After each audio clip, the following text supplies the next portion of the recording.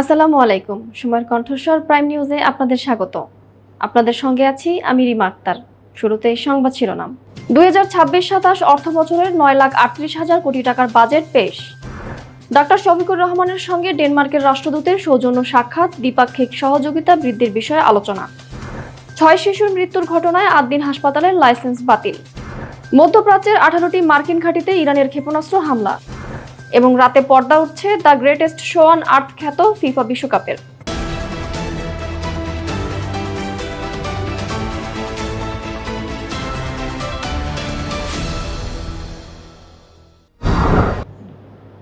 এতক্ষণ শুনছিলেন সংবাদ শিরোনাম, এবার বিস্তারিত।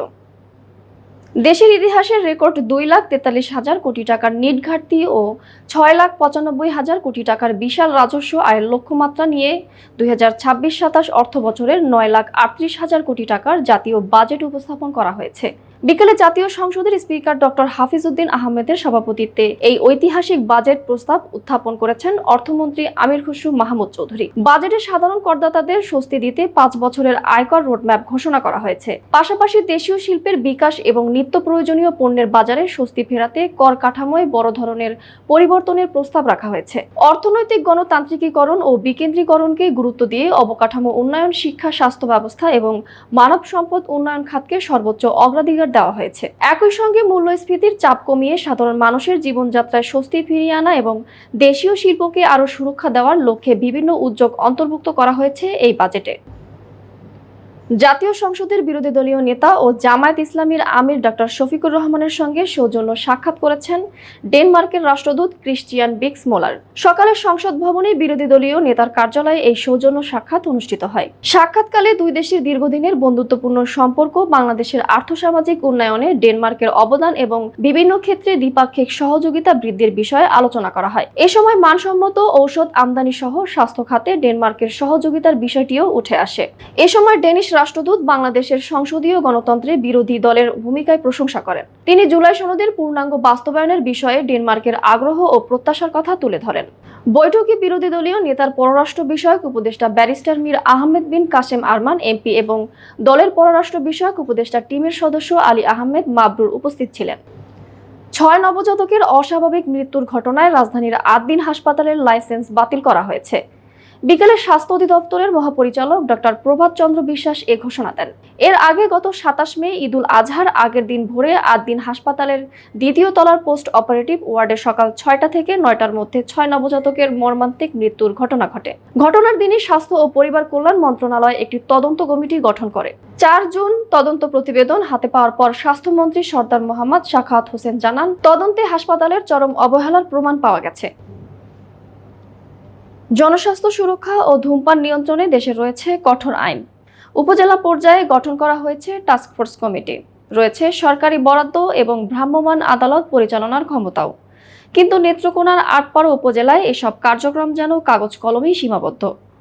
অভিযোগ উঠেছে, দীর্ঘ 1 বছর ধরে ধূমপান ও তামাকজাত দ্রব্য ব্যবহার নিয়ন্ত্রণ আইনের বাস্তবায়নে টাস্কফোর্স কমিটির কোনো সভা অনুষ্ঠিত হয়নি। বিস্তারিত মির্জা হৃদয় সাগরের প্রতিবেদনে।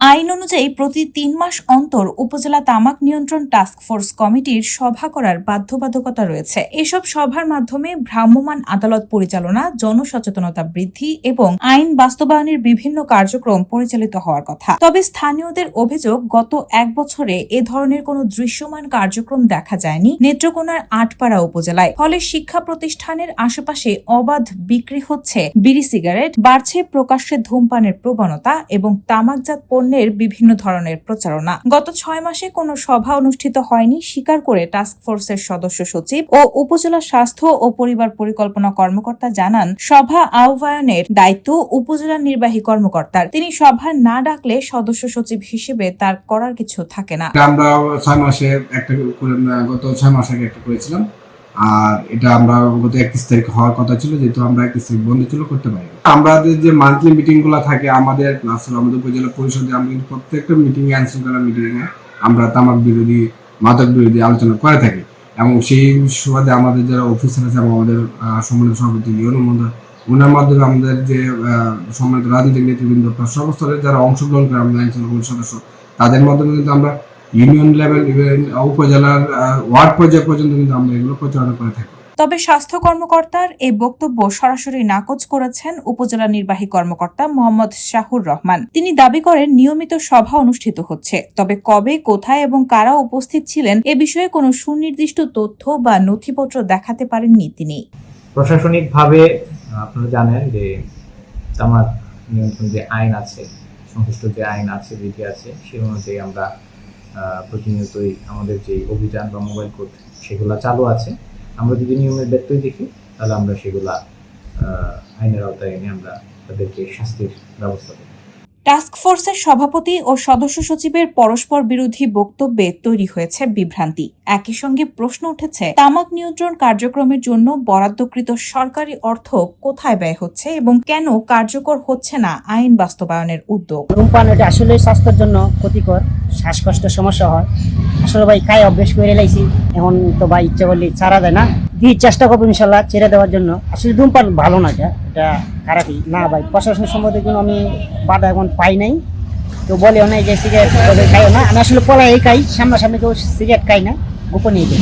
যেভাবে এই যে ধূমপান মানে অনেক ছড়ায় গেছে, দেখা গেছে মানে আমাদের জুনিয়রের জুনিয়র তারাও এগুলা মানে বিরাট ব্যবহার করতেছে, খাচ্ছে। এখন আমাদের হইলো মানে আইন শৃঙ্খলা বাহিনী যদি এটা নিয়ে কঠোর করে যে ধূমপান পোলাপান ছাত্ররা যদি আপনার ওই প্রকাশ্যে এগুলা ধূমপান নিষিদ্ধ করে তাহলে আরো আমাদের জন্য মানে ভালো হবে, যুব সমাজের জন্য। অর্থাৎ শিশুরা যে তামাক সেবন করছে এটা সবাই দেখছেন, কিন্তু কোনো পদক্ষেপ নেওয়া যাচ্ছে না। এরকম কোনো প্রশাসনের পদক্ষেপ নেওয়া হয় নাই। তবে এইবার মসজিদ ভিত্তিক একটা সচেতনতা প্রোগ্রাম করার পরিকল্পনা গ্রহণ করা হয়েছে। যদি আসলে মসজিদ ভিত্তিক এই পরিকল্পনাটা প্রতি শুক্রবার এটা বলা হয় যে না তামাক এটা মাদকের প্রবেশদ্বার, এইভাবে যদি বোঝানো হয় তাহলে হয়তোবা এটা কিছুটা জনসচেতনতা আসতে পারে। ধূমপান ও তামাক নিয়ন্ত্রণে সরকার যখন বিভিন্ন পদক্ষেপ বাস্তবায়ন করছে, তখন আটপাড়া উপজেলার টাস্ক ফোর্স কার্যক্রম নিয়ে ওঠা এসব প্রশ্ন প্রশাসনের জবাবদিহিতাকেই সামনে নিয়ে এসেছে। স্থানীয়দের প্রত্যাশা, বিষয়টি তদন্ত করে দ্রুত কার্যকর ব্যবস্থা নেবে সংশ্লিষ্ট ঊর্ধ্বতন কর্তৃপক্ষ। এবার আন্তর্জাতিক। মার্কিন বিমান হামলার জবাবে মধ্যপ্রাচ্য জুড়ে একযোগে জোরালো সামরিক অভিযান শুরু করেছে ইরানের ইসলামিক রেভলিউশনারি গার্ড আইআরজিসি। বৃহস্পতিবার এক প্রতিবেদনে সংবাদ মাধ্যম আল জাজিরা এই তথ্য নিশ্চিত করেছেন। তেহরানের পক্ষ থেকে এক আনুষ্ঠানিক বিবৃতিতে দাবি করা হয়েছে যে তারা আঞ্চলিক সার্বভৌমত্ব রক্ষার স্বার্থে বাহরাইন, কুয়েত এবং জর্ডান সহ পুরো মধ্যপ্রাচ্যের প্রায় 18টি ভিন্ন ভিন্ন মার্কিন সামরিক লক্ষ্যবস্তুতেও অত্যন্ত সফলতার সাথে একযোগে আঘাত এনেছে। আইআরজিসির প্রকাশিত অফিসিয়াল বিবৃতি অনুযায়ী জর্ডানের আল আজরাক বিমান ঘাঁটি লক্ষ্য করে তারা মোট 12টি দূরপাল্লার শক্তিশালী ব্যালিস্টিক ক্ষেপণাস্ত্র নিক্ষেপ করেছে। ইরানি সামরিক কমান্ডের দাবি, তাদের ছোড়া ক্ষেপণাস্ত্রগুলোর নিখুঁত আঘাতে ঘাঁটিতে মোতায়েন থাকা আমেরিকার অত্যাধুনিক F-15, F-16 এবং F-35 মডেলের বহু যুদ্ধবিমান ধ্বংস হয়ে গেছে। এই ঘটনার পর থেকে পুরো মধ্যপ্রাচ্যের সামগ্রিক নিরাপত্তা পরিস্থিতি এক চরম অনিশ্চয়তার দিকে ধাবিত হচ্ছে এবং যে কোনো মুহূর্তে দুই দেশের মধ্যে পূর্ণাঙ্গ যুদ্ধ লেগে যাওয়ার আশঙ্কা প্রকাশ করেছেন আন্তর্জাতিক প্রতিরক্ষা বিশ্লেষকরা। খেলার খবর, ফুটবল।